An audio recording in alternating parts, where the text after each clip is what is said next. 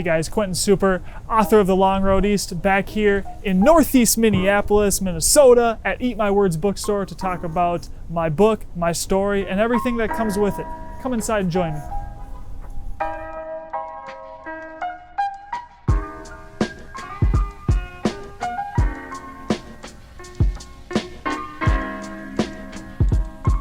Take two. So I met Quentin through my son, and I'm so happy that I did because I've been introduced to a new author. Now with COVID and everything going on, it's a little bit harder to get people to come out, and Friday nights are busy, so I appreciate the fact that everyone's here, first and foremost. Very kind of you.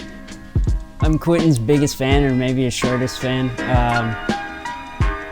His writing is exactly how he speaks.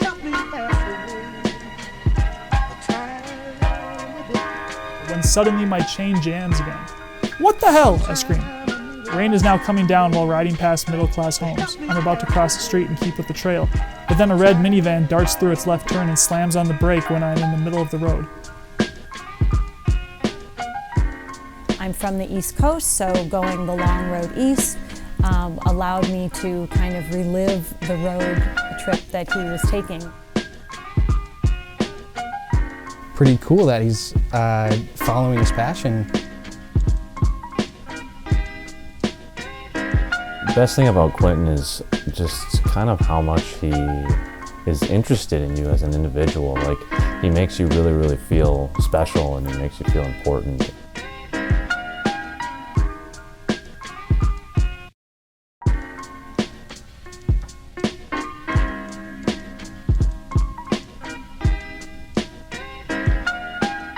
You know, his first book maybe seemed like he was just a whole different person then, you know, younger, and to see the maturity progress is just a cool thing.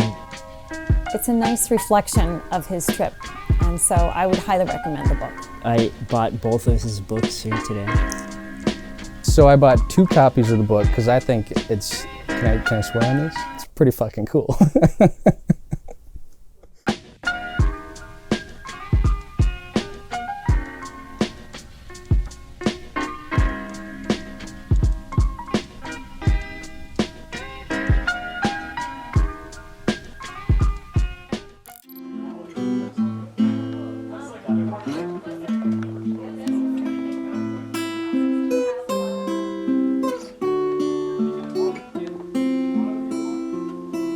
I mean, you were just blunt and honest, and Yeah. it was like reading your diary, honestly. I loved, and being that you're my son's age, just kind of like, oh, is that what these guys are thinking these days? Okay. No, it's like with cancel culture and stuff these days, I'm like, you know, if I ever like get a little bit of popularity, I'm gonna get canceled. Like for some of these things that have been written but it's like you just gotta be who you are. Right. Like, But I love how you depict your characters, Yeah. but it's like artful, you know. You could like get really detailed, but like, oh, you know, and be like grammatically or politically correct, but then you do it in like your own personal flavor, and I think that's cool.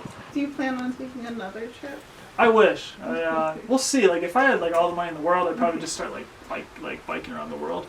But right now, like just focus on trying to build a little bit of financial foundation, write the 3rd book, and enjoy life, live. Just a progression, and like so I always tell people like, you know, you don't have to be like certified to do something you want to do. You know, like these books, like no one told me like, hey, you can go ahead and write these. Like I just kind of did it because it's like this is what I want to do. And you know, same thing with like I don't know if you guys like have any hobbies that you love to do, but you don't like need permission to like put it on YouTube or like to write about it or do whatever. And so it's kind of how it started. Kind of a deeper question. Uh-oh. Do you think it's tough to draw inspiration without duplication? That's a good question. I think everything like I've ever consumed plays a role into what I've created. So like, that's a very interesting question. I think you're always inspired by something, and that plays a factor. You know, if like I hear someone like my dad say something like inspirational, I'm like that always sticks in my head, and then like, yeah, I just kind of run with it.